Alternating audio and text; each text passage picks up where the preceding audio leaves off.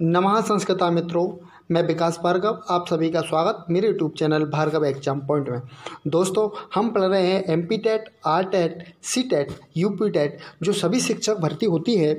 इसमें जो आपकी संस्कृत होती है उसके विषय में हम पढ़ रहे हैं। जो आपकी संस्कृत है वह 30 नंबर की आती है और अभी तक हमारी 3 क्लास हो चुकी हैं। ये हमारी चौथी क्लास है। अगर जिसने भी हमारी 3 क्लास नहीं देखी हैं वो नीचे डिस्क्रिप्शन में लिंक है, वो वहाँ जाकर उन वीडियो को देख लें, क्योंकि दोस्तों ये वीडियो आपके लिए जो शिक्षक भर्ती होती है उसमें संस्कृत विषय के लिए बहुत ही लाभकारी सिद्ध होंगी। तो चलिए दोस्तों, अभी तक हमने क्या पढ़ा था उसमें हमने पढ़ा था संस्कृत का जो सामान्य परिचय है वो पढ़ा है हमने। उसमें स्वर पढ़ लिए हैं और व्यंजन पढ़ लिए हैं। अब जो हमारी आज वीडियो की शुरुआत हो रही है वो हम कर रहे हैं महेश्वर सूत्रों से। जो महेश्वर सूत्र होते हैं सबसे पहले जानते हैं उनके बारे में कि वो कहाँ से उत्पन्न हुए और उनकी आवश्यकता क्यों पड़ी। तो दोस्तों देखिए, जो महेश्वर सूत्र हैं भगवान महेश्वर के डमरू से उत्पन्न होने के कारण इन्हें महेश्वर सूत्र कहा जाता है। अब कारण ये है कि महेश्वर ने डमरू बजाया क्यों। तो इसका कारण था कि पाणि जी घोर तपस्या की थी और जब शंकर जी प्रसन्न हुए थे तो शंकर जी ने नृत्य करते हुए डमरू बजाता तो और डमरू में से आपकी जो 14 सूत्र निकले थे उनको हम महेश्वर सूत्रों के नाम से जानते हैं। तो देखिए इसमें लिखा है कि नृत्य बसाने नटराज नादो नानाद ढक्कर नव पंच बारह, यानी कि नव पंच बारह। नव यानी आपका 9 और पंच यानी कि आपका कितना होता है 5। अब देखिए 9 और 5 यानी कि देखें तो हमारे जो टोटल सूत्र होते हैं वो हमारे टोटल सूत्र कितने हो जाते हैं 14, यानी कि 9 पंच 12 यानी कि 14 हमारे महेश्वर सूत्र होते हैं। तो अब देखिए कि महेश्वर सूत्र कौन कौन से हैं। अब हम चलते हैं महेश्वर सूत्रों के बारे में। तो देखिए जो हमारे महेश्वर सूत्र हैं वो आप स्क्रीन पर देख पा रहे होंगे। आपको दोस्तों ये याद करना है और इसका कारण यह है कि आप इनमें से प्रत्याहार भी आपके जो एग्ज़ाम में आते हैं वो इन महेश्वर सूत्रों से ही बनते हैं। तो देखिए जो हमारे महेश्वर सूत्र हैं उनकी संख्या कितनी है मित्रों, उनकी संख्या है हमारी 14। तो देखते हैं 1 बाय 1 की कौन कौन से महेश्वर सूत्र हैं और मैं बोल रहा हूँ आप भी रिपीट करते चले। देखिए आ यूण रि लिक योंग अयोच हाय वरट लण यम गण नम झवे गण धस जब गण धस खपो छठत चट तब कपय सर और हल। हमको जो महेश्वर सूत्र बनो उनको जैसे वर्णमाला हम बोलते हैं इस प्रकार हमें इन महेश्वर सूत्रों को बोलना है। ये नहीं कि आइए लेके हो जाए जो ये इससे हमको याद नहीं होता और वर्ण भी हमारे समझ में नहीं आते कि कौन सा वर्ण है। अगर हम इनको याद करेंगे आई उड़े री लेके ये होंगे ये ऊँचे, तो इस तरह से क्या है कि हमको ये याद हो जाएंगे। तो ये हमारे क्या है मित्रों, तो ये हमारे यहाँ तक 14 क्या होते हैं महेश्वर सूत्र होते हैं। अब महेश्वर सूत्रों के बाद जब हम आगे बढ़ते हैं तो देखिए कि महेश्वर सूत्रों के बारे में और भी महेश्वर सूत्रों के नाम हैं। तो जो महेश्वर सूत्रों के नाम हैं उनमें आयुण से हल ये 14 सूत्र होते हैं। अभी आपने देखा कि ये जो महेश्वर सूत्र इनकी संख्या 14 है, ये आयुण से लेकर हल तक इनकी संख्या कितनी है 14 इनकी संख्या है। इसके बाद जो महेश्वर सूत्र हैं इनमें आपने अभी देखा कि आपके जो महेश्वर सूत्र हैं उनमें 14 हैं आयुण से लेकर हल तक। ये हमारे क्या होते हैं 14 महेश्वर सूत्र हैं। इसीलिए इनको हम चतुर्दश सूत्र भी कहते हैं। जो 14 होता है उसको हम संस्कृत में मित्रों क्या कहते हैं, तो उसको हम संस्कृत में चतुर्दश कहते हैं, यानी उसका मतलब होता है 14। तो ये 14 क्या है हमारे महेश्वर सूत्र और इन्हीं सूत्रों को प्रत्याहार बनाए जाते हैं। इन्हीं सूत्रों से क्या होता है प्रत्याहार बनाए जाते हैं, जो मैं आपको आगे बताऊंगा। अभी तो आप यही समझ लीजिए कि ये जो महेश्वर सूत्र हैं हमारी ये 14 महेश्वर सूत्र है, इनसे ही प्रत्याहार बनाए जाते हैं। वे किस प्रकार बनाए जाते हैं उसको भी मैं आगे बताऊंगा।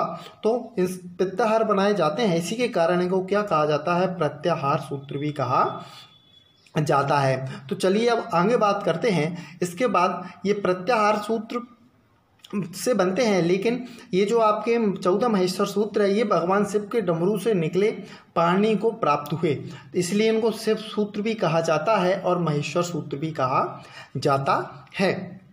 इसके बाद जो आपके महेश्वर सूत्र हैं इनमें जो हमारी संस्कृत की वर्णमाला है वह इसमें निहित है। जो सभी महेश्वर सूत्र हैं इनमें संस्कृत वर्णमाला है, इसीलिए इन्हें वर्ण समन्वय सूत्र भी कहा जाता है। वर्ण समन्वय का मतलब ये है कि इसमें हमारे जो सभी संस्कृत के वर्ण हैं वो इसमें क्या है मित्रों, सम्मिलित हैं, इसलिए इसको वर्ण समन्वय सूत्र भी कहा जाता है।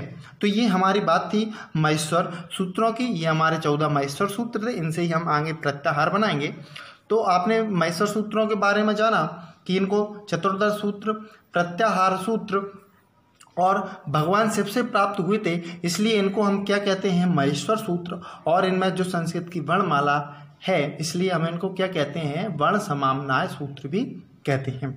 चलिए अब जो आपके एग्जाम की दृष्टि से इम्पोर्टेंट होता है महेश्वर सूत्रों से, उनको हम चर्चा करते हैं। जो आपके एग्जाम में महेश्वर सूत्रों से अक्षर पूछे जाते हैं। तो दोस्तों अगर वीडियो आ रही है पसंद तो आप वीडियो को शेयर करें और अपने दोस्तों में इसको शेयर करें, मेरे चैनल को सब्सक्राइब करें और वीडियो को लाइक भी अवश्य करें। ये आपकी वीडियो जो 30 नंबर की संस्कृत है इसके लिए बहुत ही लाभकारी होगी।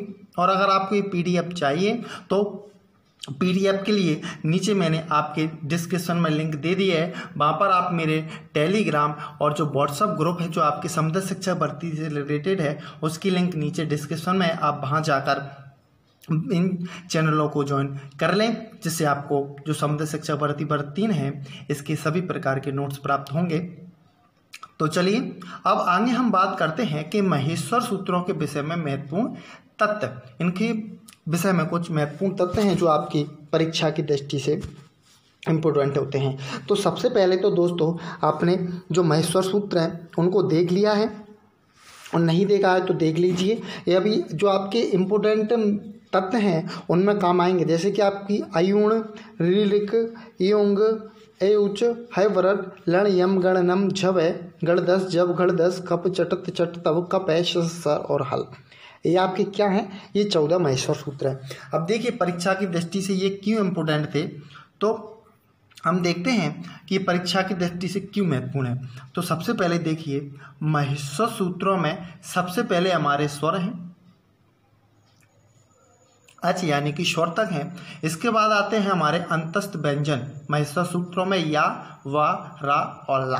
देखिए आप ये पॉइंटों को नोट कर से चलें, आपके एग्जाम के लिए बहुत ही इंपॉर्टेंट हैं। अगर वो पूछ ले कि जो महेश्वर सूत्र हैं उनमें आपके अंतस्थ वर्ण किसके बाद आते हैं, तो आप बता सकते हैं कि जो हमारे अंतस्थ वर्ण हैं वो हमारे स्वर के बाद आते हैं, इसलिए आपके लिए बहुत इंपॉर्टेंट है।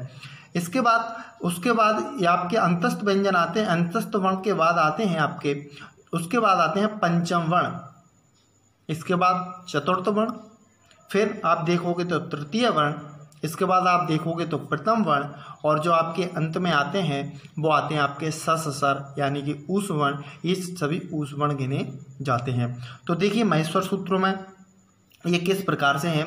तो सबसे पहले मैंने आपको बताया कि जो महेश्वर सूत्र है उसमें हमारे क्या आते हैं, उसमें हमारे स्वर आते हैं, यानी इन 4 सूत्रों में आ से लेकर चा तक, यानी कि अच प्रत्याहार में हमारे क्या आते हैं, महेश्वर सूत्र जो अच प्रत्याहार बनता है इसमें हमारे सभी स्वर आते हैं, इसीलिए स्वरों को हम एक अच नियम से भी जानते हैं।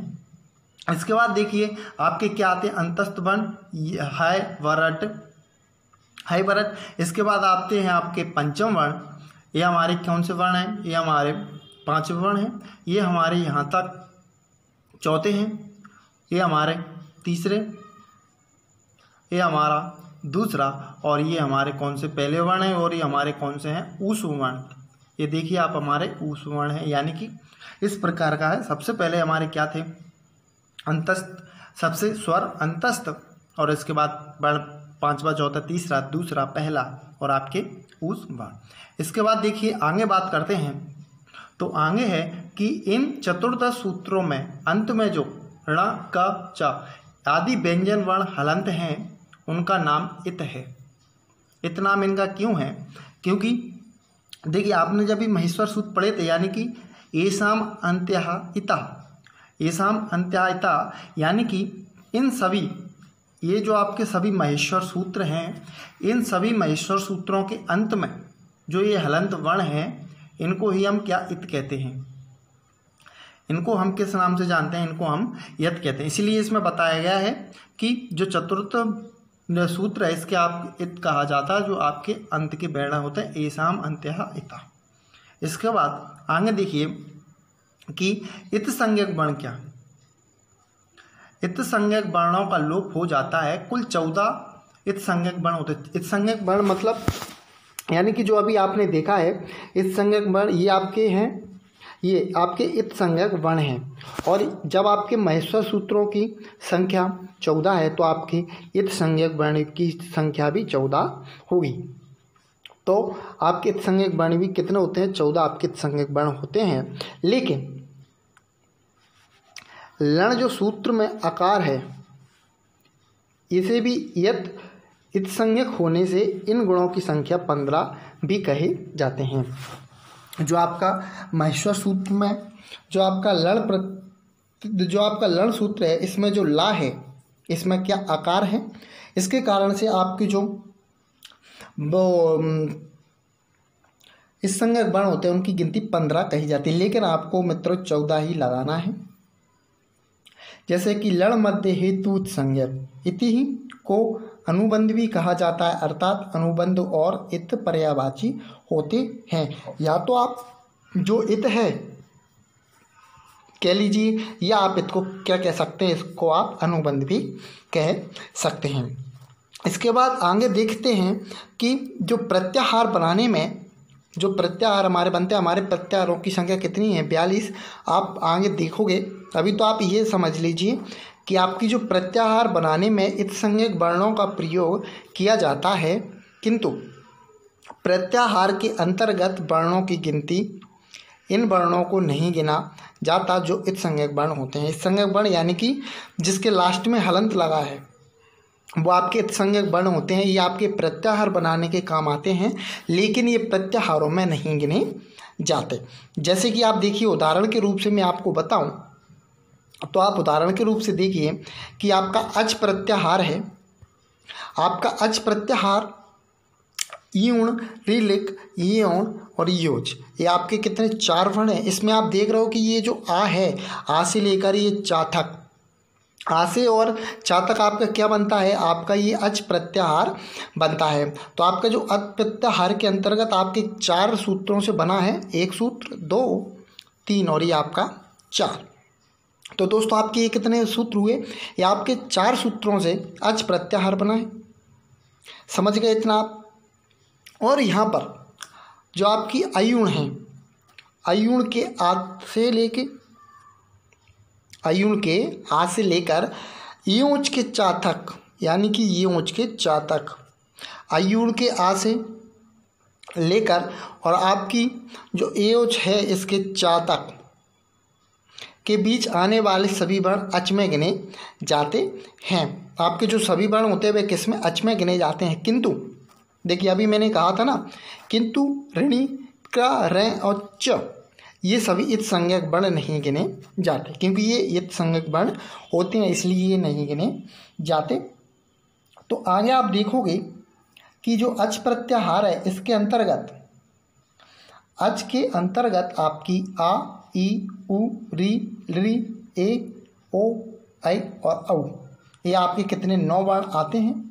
और जो महेश्वर सूत्रों में रा है, इत संज्ञक वर्ण, आपका जो इत संज्ञक वर्ण है वे महेश्वर सूत्रों में 2 बार आया है। और आपके जो महेश्वर सूत्र में हा है वह भी आपका 2 बार आया है। कभी कभी आपसे एग्जाम में पूछ लेता है कि महेश्वर सूत्रों में कौन सा वर्ण है, कौन सा इत संज्ञक वर्ण है जो 2 बार आया है। तो आप बताना कि ऋणा आपका 2 बार आया है, और आपका कौन सा वर्ण जो 2 बार आया वो हा आया है। कहाँ कहाँ पर आया है? तो आप देखिए कि आपका जो आया है, तो सबसे पहले तो आपका जो ड़ा है वह आपका अयुण और लिंग, इसमें आपके में 2 में आया है। और आपका जो हल है, हा वर्ण, ये आपका हाय वरट सूत्र में आया है, ये पीछे देखिए। और आपके हल में भी ये ला, हल है, इसमें आपके सामने देखिए जो हा है ये भी 2 बार आया है, तो एक हा ये और एक हा, यानी कि 2 बार आपका हा आया है। लेकिन महेश्वर सूत्रों में ये 1 बार ही गिना जाता है। अब बात आप कह रहे हो कि ये हा को 1 बार गिना जाता है तो 2 बार आने का कारण क्यों है? इसका कारण ये है कि जो पाणिनि ने महेश्वर सूत्र लिखे थे उसमें आप देखिए, इसका कारण ये है कि जो हाय वर्ग से हा से लेकर टा तक, यानी कि आपका क्या बनता है, आपका बनता है अट प्रत्याहार। उनको अट प्रत्याहार में किसकी जरूरत थी? हा की, इसलिए उन्होंने क्या लिया? हा लिया। इसके बाद आपका जो सल प्रत्याहार आता है, सल प्रत्याहार आपका यहाँ से ये 2 सूत्रों से क्या बनता है? सल प्रत्याहार। इसीलिए उन्हें सल प्रत्याहार के अंतर्गत भी किसकी जरूरत थी? हा की जरूरत थी, इसलिए उन्होंने इसमें भी हा को लिया था। लेकिन हम हा को केवल 1 बार ही गिनती है, इसको 2 बार इसकी गिनती नहीं की जाती। ठीक है, इतना आप समझ गए हैं कि आपके जो ड़ा इस संज्ञक वर्ण 2 बार आया है और आपका हा भी 2 बार आया है। अगर दोस्तों आपको मेरी वीडियो आ रही है पसंद तो आप मेरे यूट्यूब चैनल को सब्सक्राइब करें, लाइक करें और अपने दोस्तों में इसको शेयर करें। पर दोस्तों आप चैनल को सब्सक्राइब जरूर कर लें ताकि मैं जो भी वीडियो डालूं आपके पास इसका नोटिफिकेशन पहुंच जाए। अगर आप चाहो तो मैं आपको लाइव भी आ सकता हूं। अगर आपका मन है कि लाइव आऊँ तो आप कमेंट बॉक्स में बता दें कि लाइव पढ़ाएं या ऐसे ही, ठीक है। इसके बाद देखिए कि इस संज्ञक करने वाला सूत्र, इस संज्ञक क्या, यानी कि जो लास्ट में होता है उसका क्या हो जाता है? यत् संज्ञक हो जाता है। तो इस संज्ञक कौन करता है? तो जो इस संज्ञक करता है वो हलन्त्याम, जो हलन्त्याम है वे उससे इसकी संज्ञा हो जाती है। और इस संज्ञक वर्णों का लोप करने वाला सूत्र कौन सा है? तस्य लोपः, यानी कि हलन्त्यम से तो इनकी संज्ञा होती है और तस्य लोपा सूत्र से उसका क्या हो जाता है? लोप हो जाता है। देखिए कैसे, आप देखोगे कि तस्य लोपः, जिस वर्ण की इस संज्ञा होती है उसका लोप हो जाता है। इस संज्ञा मतलब जो भी मैंने बताया, जो पीछे इस तरह आपका चा है, रा है, इसमें ये जो हलंत लगा है इसकी संज्ञा हो जाती है। इसीलिए अयुण का रा और ऋऋक का इनकी हलंत्यम सूत्र से इस संज्ञा होकर और तस्य लोप सूत्र से इनका क्या हो जाता है? तस्य लोपा सूत्र से इनका लोप हो जाता है। आपके जो 14 महेश्वर सूत्र हैं इन सभी में आपके 14 क्या हैं? इत्संज्ञक वर्ण हैं। और आपके जो इत्संज्ञक वर्ण होते हैं, आपके जो इत्संज्ञक वर्ण हैं वो क्या? हलंत्याम से आपके इत्संज्ञक होते हैं और तस्य लोपा सूत्र से आपका क्या हो जाता है? उनका लोप हो जाता है। उनका लोप हो जाता है, अर्थात प्रत्याहार वर्णों की गिनती को इन इत्संज्ञक वर्णों में नहीं गिना जाता। जैसा कि अभी मैंने आपको बताया कि इनको हम किस में नहीं गिनते? आपके महेश्वर सूत्रों में इनकी गिनती नहीं होती। अब इसके बाद हम देखते हैं कि कौन कौन से जो महेश्वर सूत्र हैं। तो देखिए जो महेश्वर सूत्र हैं वो आपके सामने हैं। देखिए महेश्वर सूत्र आपके इत्संज्ञक वर्ण और प्रत्याहार महेश्वर सूत्र आपने आगे पढ़ लिए हैं। अयुण, लेख, योच, अहवरट, लड़, यम, गणनम, जव, गणदश, जब, गणदश, कप, चटतब, कप, ससर और हल, ये हमारे क्या है? महेश्वर सूत्र। अब आप देखिए कि इनमें आपकी इत्संज्ञक वर्ण कौन कौन से हैं। तो आपके जो इत्संज्ञक वर्ण हैं इसी में आप प्रत्याहार भी देख सकते हो दोस्तों। आपके जो 42 प्रत्याहार हैं अभी आप देख लो, नहीं तो मैं आपको आगे प्रत्याहार बताऊंगा। तो अभी तो आप केवल ये देख लीजिए कि आपके इत्संज्ञक वर्ण कौन कौन से हैं। जैसे कि अयुण है, अयुण में आपका ड़ा है इत्संज्ञक वर्ण, और ऋऋक इसमें आपका का है, एंग में आपका ड़ा है। ठीक है, इस प्रकार आपके जो लास्ट है ये सब क्या है? आपके इत्संज्ञक वर्ण हैं। और तस्य लोपा सूत्र से, किससे? तस्य लोपा सूत्र से इनका क्या हो जाता है? लोप हो जाता है। तो चलिए अब आगे हम बात करते हैं कि प्रत्याहार क्या है। महेश्वर सूत्रों के बारे में आपने देख लिया है। अब हम बात करते हैं जो प्रत्याहार हैं वो महेश्वर सूत्रों से ही बनते हैं। तो हम प्रत्याहार की बात करें तो जो प्रत्याहार है, सबसे पहले देखें कि जो प्रत्याहार शब्द बना कैसे हैं। ये बना है आपका प्रति, आंग, ह्या और घ्य, यानी कि आपका प्रति उपसर्ग, आंग उपसर्ग, ह धातु और घ्या आपका क्या है, इसमें प्रत्यय है। तो इसमें आपके दो उपसर्ग हैं, एक धातु है और एक प्रत्यय है। इस प्रकार आपका दोस्तों क्या बना, इससे आपका बना है, वो बना है प्रत्याहार। चलिए अब देखिए, जो प्रत्याहार है उसका शाब्दिक अर्थ होता है संक्षेपीकरण। यानी संस्कृत श्लोक में देखें तो प्रत्याहिन्ते संक्षिपन्ते वर्णो अस्मिन् प्रत्याहार, यानी जिनकी सहायता से कम शब्दों में अधिकतम बात कही जाए उन्हें ही प्रत्याहार कहते हैं। आप देखोगे कि किस प्रकार कही जाए, जैसे कि मैंने आपको बता दिया है, और भी आप देख लीजिए। आपके जैसे सूत्र है अच, अच के अंतर्गत आपका क्या आता है, स्वर आते हैं। स्वरों की संख्या आपकी कितनी है, स्वरों की संख्या है 9।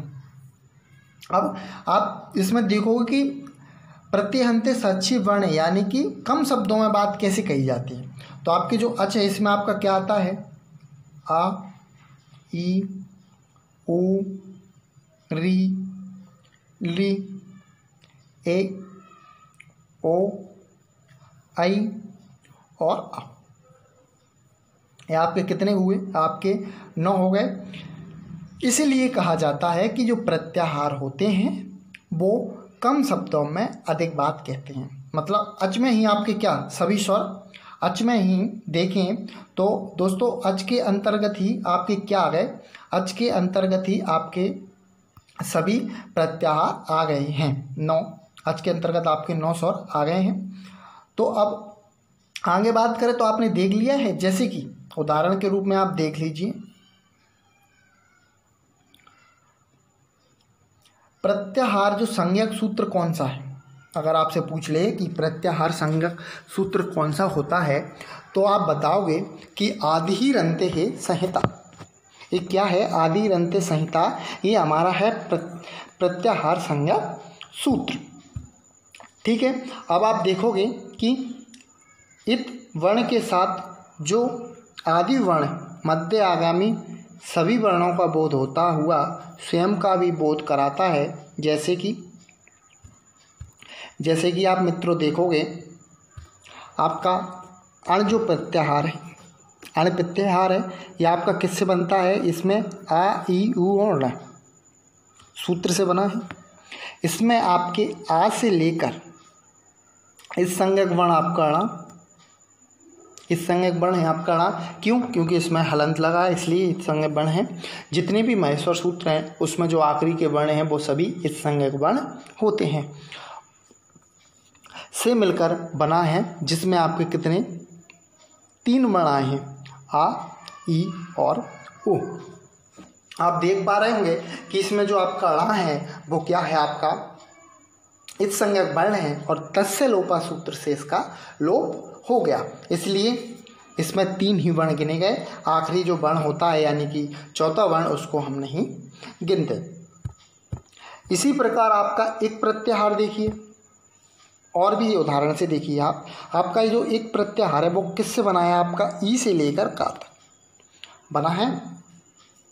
एक प्रत्याहार आपके कितने 2 सूत्रों से मिलकर बना है। एक प्रत्याहार कितने 2 सूत्रों से बना है। इसमें आप देखोगे कि इस ई से लेकर का के बीच में सभी वर्ण, एक ई से लेकर का के बीच में आपके सभी वर्ण आए हैं। कौन कौन से वर्ण आए हैं तो आप देखोगे कि एक ई आई है, उ, री और आपका लड़ी है। तो आपका क्या आया है, इसमें लड़ी आया है, यानी कि आपके कितने 4 वर्ण इसके अंतर्गत आए हैं। और जो आखिरी के वर्ण यानी कि ऋणा और का ये संज्ञक वर्ण है, इनको नहीं गिना जाता। अब बात करें कि जो संस्कृत है उसमें प्रत्याहार कितने हैं, उसमें जो प्रत्याहार की संख्या है उसमें प्रत्याहारों की संख्या है 42। आप देखोगे कि प्रत्याहारों की संख्या कितनी है, तो संस्कृत व्याकरण में कुल 42 प्रत्याहार होते हैं जो कि महेश्वर सूत्रों पे से बनाए जाते हैं। आपको अभी आप देखोगे कि आपके महेश्वर सूत्र 42 कौन कौन से हैं और उनको कैसे बनाते हैं, ये भी मैं आपको बताऊंगा। तो आप देखो कि ये आपके 42 है, लेकिन कुछ विद्यमान हैं जो कि र और यम इन प्रत्याहारों के को भी मानते हैं, कुछ विद्यमान मानते हैं, लेकिन पाणिनि जो व्याकरण है उसमें इनका कोई वर्णन आपको देखने को नहीं मिलता।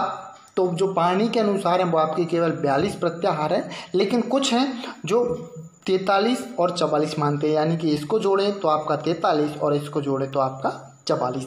लेकिन आपको एग्जाम में 42 ही प्रत्याहार लगाना है, क्योंकि एग्जाम में आपका जो क्वेश्चन आता है वो प्रत्याहार से पूछता है कि पाणिनि के अनुसार प्रत्याहारों की संख्या कितनी है, तो आपको प्रत्याहारों की संख्या लगानी है 42। ठीक है दोस्तों, तो आपके ये प्रत्याहार हैं। अब इसके बाद देखिए कि संस्कृत व्याकरण में 42 प्रत्याहार आपके कौन कौन से।